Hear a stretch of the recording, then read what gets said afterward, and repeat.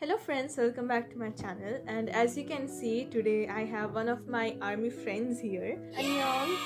And today we are gonna talk about The things that we hate about K-pop. So let's get started.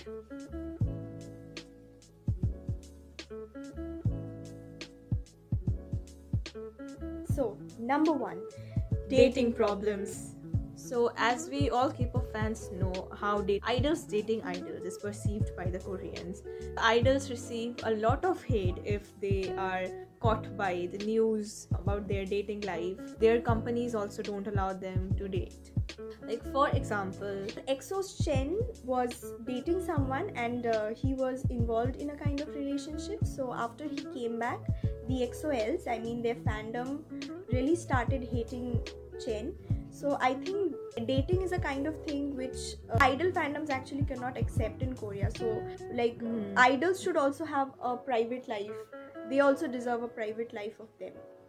K-pop idols and even the actors and actresses, that is the Korean actors and actresses, they literally don't have their own private life because literally everything about them is public. I think this is why they can't date also, because that will also become public and thus fans will hate on them. So this is why I think the company has banned dating. Company does not allow dating for the K-pop idols because that is a loss to the company also if fans starts hating the idols. So this is a serious problem that really needs to be changed. The mindset of the people needs to change. Toxic fandom needs to change because idols, they even represent the idols that way so that the fans get attached and obsessed to them. The main thing is the mindset. We know that they have dedicated their whole lives for performing and for visual arts, but come on, they are also human beings, so they also need a private space in their life. They also need to survive like any other normal human being. We wish that we get to see a changed mindset in the coming future. Number 2, maknae problems. So this is kind of a really serious problem that has been coming down through the years. Through the years, K-pop has been influencing all over the world. That we are seeing K-pop idol groups or the companies giving more lines or more screen timing or more stage presence to the maknaes of the group rather than the Hyung line. And even it is actually very consistent in the fandom that the maknaes tend to get more attention, and they are actually kind of, I think, obviously my personal opinion, but I think they are a bit overrated in some groups. Although even in some groups there are people who know only the maknae, but they don't know the other members. Individually, and so even the other members, they have a lot of talent. The talents they don't want to show, they tend to hide it in front of the fans. So actually fans don't get to hear them or don't get to see the other side of their idols. Exactly. So, even the screen time and the camera time that they get is also really less. If we are to take an example, we can actually talk about EXO. Like Kai and Sehun gets a lot of screen timing, a lot of stage presence when they are doing stage shows.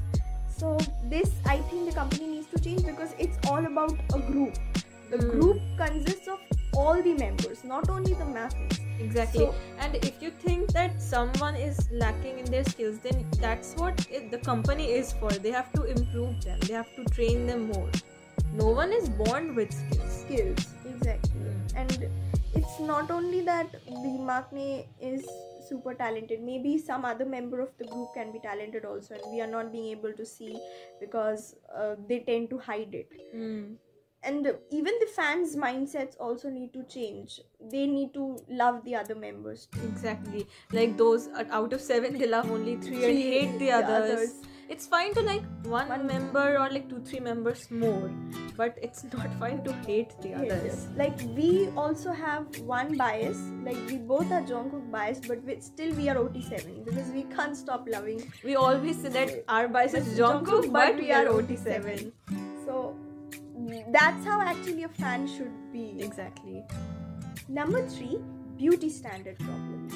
As we know that the K-pop idols receive a lot of hate from the society and the audience if they do not fit in the proper Korean beauty standards, which is like the perfect body then white skin. They even whitewash people, the idols, if their skin looks a bit dull and tanned.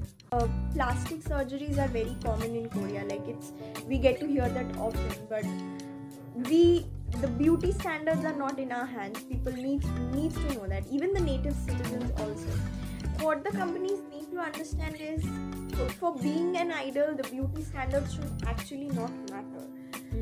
But if there are beauty standards, then the box of beauty standards need to become bigger. The conditions need to relax a little bit more. The K-pop idols do some plastic surgery, then also they get hate, saying like, you're not pretty enough, you got plastic surgery, you're fake. Even the most famous group, the group that is dominating right now, BTS, the leader of the group BTS, RM, he once used to receive a lot of hate for not being fitting to the beauty standards, for not being able to dance well, not being able to show his stage presence well. He got a lot of hate from his fans, but still he chose to be there for Bangtan Sonyeondan and see what the group is doing today.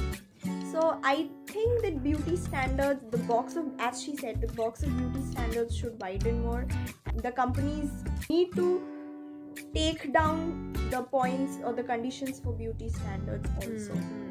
Only if the company starts this, then only the fans will understand. Their mindset will also change. In fact, a few days ago, I showed a picture of RM to my sister, and she was like he is so good looking, and I was like, wow, he used to receive a lot of hate for that, like for his visuals not fitting into the proper beauty standards, and she was like, why? He's so good looking. Number 4, extreme pressure. K-pop idols remained under, or they are kept under a lot of pressure, whether it is by the company or it is by the fans, because when the K-pop idols are on the succession line, even if the fans don't come and tell them you have to make more and more videos, but still there's an automatic mindset that is working the on company them. Like from the day they started their life as a K-pop trainee, like they were, I believe this, that the company puts this thing in the subconscious mind that you have to work extremely hard, otherwise you won't be able to do anything. You have to make good music, otherwise the fans may leave you. Or this is good in some ways, but it can be bad as well. It can affect in the bad way. It can affect your mental health, and actually. And honestly speaking, we don't even know about their mental health and all. Because not all K-pop idols actually talk very openly. Yes, in Twice only, I think 2-3 members had to take a break because of mental pressure and anxiety and all. Because of this mental pressure, the music you are making may not be good also, because music actually comes from when your mind is relaxed. Good music is made then very naturally, it comes very organically. So if you just interrupt the process, I think the pressure will increase, but good music will not be made, which the fans will accept. Plus you also won't feel that satisfaction. Exactly. So I think whether it is of the fans or by the companies, or whether it is the pressure that the idols are taking on themselves, this needs to decrease a bit, so that they can make music organically, and people all around the world, internationally, globally, people starts accepting K-pop music, K-pop, because K-pop is already taking on the world. So if these things are taken care of, I'm sure K-pop is on the line of world domination. Number 5, foreigner problems. This is a thing that has, I think, recently shown up. We all know that Nikki from ENHYPEN is a Japanese.